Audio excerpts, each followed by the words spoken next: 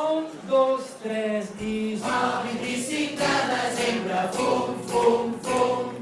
El 25 de desembre, fum,